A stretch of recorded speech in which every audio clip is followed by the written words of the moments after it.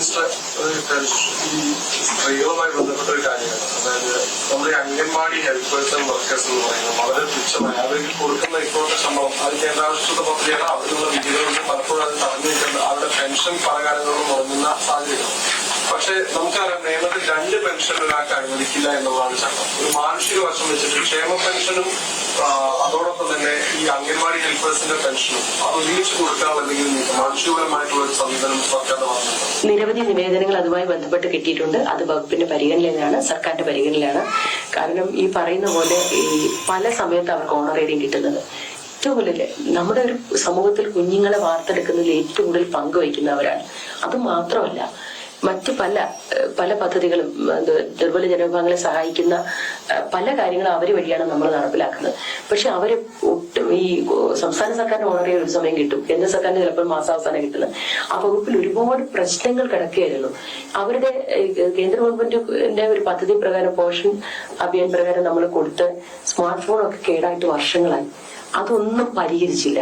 അത് പരിഹരിക്കപ്പെടാതെ കിടന്നത് കൊണ്ട് കഴിഞ്ഞ ജനുവരിക്ക് മുമ്പൊക്കെ നമുക്ക് കേന്ദ്രത്തിന് വിഹിതം കിട്ടാത്ത പ്രശ്നങ്ങൾ വരെ ഉണ്ടായി. ഇപ്പൊ ഞാൻ വന്ന് വകുപ്പ് കാര്യങ്ങൾ പഠിച്ചപ്പോ എല്ലാം പെൻഡിങ് ആണ്, കുറേ പെൻഡിങ് ഉണ്ട്. അതിന് അടിയന്തരമായി ഞങ്ങൾ ഇടപെട്ടു കേന്ദ്ര ഗവൺമെന്റുമായി. അവരുടെ പ്രോജക്ട് സ്കീമാണ്. കേന്ദ്ര ഗവൺമെന്റ് എന്നിട്ട് എത്രയും പെട്ടെന്ന് അവർക്ക് കേന്ദ്രമന്ത്രി വനിതാ ശിശുക്ഷേമ മന്ത്രിയും കണ്ട് അടിയന്തരമായി അത് ചെയ്താലേ തൽക്കാലം നമ്മൾ വേറെ ഫോണിൽ നിന്നൊക്കെ ചെയ്ത് അഡ്ജസ്റ്റ്മെന്റ് നടത്തി അത് ചെയ്യുന്നു. പക്ഷെ അത് പോരാ. ആദ്യം അതിന്റെ പരിഹാരത്തിന് വേണ്ടിയുള്ള കാര്യങ്ങൾ ചെയ്തിട്ടുണ്ട്. എത്രയും പെട്ടെന്ന് അതിനുള്ള ഫണ്ട് അലോട്ട് ചെയ്ത് കിട്ടും. ഞങ്ങളുടെ താല്പര്യം അവർക്കൊരു ഐപാഡ് കൊടുക്കുക എന്നുള്ളതാണ്. കാരണം ഈ ഫോണിൽ കൂടെ ഒത്തിരി ഇത് ചെയ്യാനുണ്ട്, ഒരുപാട് കാര്യങ്ങൾ അതിൽ ചെയ്യാനുണ്ട്. അതുകൊണ്ട് കുറച്ച് ഐപാഡ് കൊടുക്കാനുള്ള പദ്ധതിയാണ് കേരള സർക്കാർ. അപ്പൊ ഇവിടെ നിന്ന് ഐപാഡ് കൊടുക്കാനുള്ള പദ്ധതി ഇല്ല. അപ്പൊ നമ്മൾ അതുകൊണ്ട് വേറൊരു രീതിയിൽ അങ്ങനെ അതും കൂടി കൊടുക്കാന്ന് വെച്ചാൽ നമ്മുടെ അംഗൻവാടി ജീവനക്കാര് നമ്മുടെ സമൂഹത്തിന്റെ അവിഭാജ്യ ഘടകമാണ്, നമ്മളെ മുന്നോട്ട് നയിക്കുന്ന ഘടകമാണ്. അതുകൊണ്ട് അവർക്ക് വേണ്ടുന്ന എല്ലാ അവരുടെ നിർദ്ദേശപ്രകാരമുള്ള പരമാവധി സൗകര്യങ്ങൾ ചെയ്തു കൊടുക്കുന്നുണ്ട്. അംഗൻവാടികളുടെ മൊത്തത്തിൽ ഒരു റിവ്യൂ നമ്മൾ നടത്തുന്നുണ്ട്. ചില അംഗൻവാടികൾക്ക് കെട്ടിട്ട് എത്രയോ കാലമായിട്ടില്ല.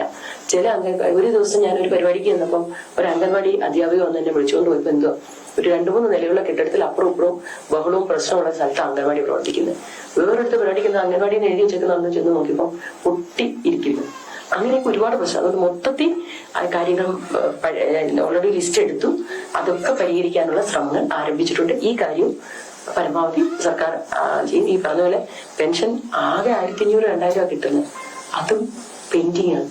ഈ പെൻഡിങ് ഇല്ലാതെ ഞങ്ങൾ വന്ന് അധികാരമേറ്റപ്പോൾ പോലുള്ള ചെയ്യാനാണെങ്കിൽ ഈസി, നമുക്ക് അതിനൊരു കാഴ്ചപ്പാടും സിസ്റ്റവും കാര്യങ്ങളും ഞങ്ങളുടെ ഗവൺമെന്റ് കൊണ്ടുവരുന്നുണ്ട്. പെൻഡിങ്ങുകളൂടെ പരിഹരിക്കാനുള്ള ശ്രമത്തിലാണ്. വളരെ സുപ്രധാനമായ 4 വകുപ്പുകൾ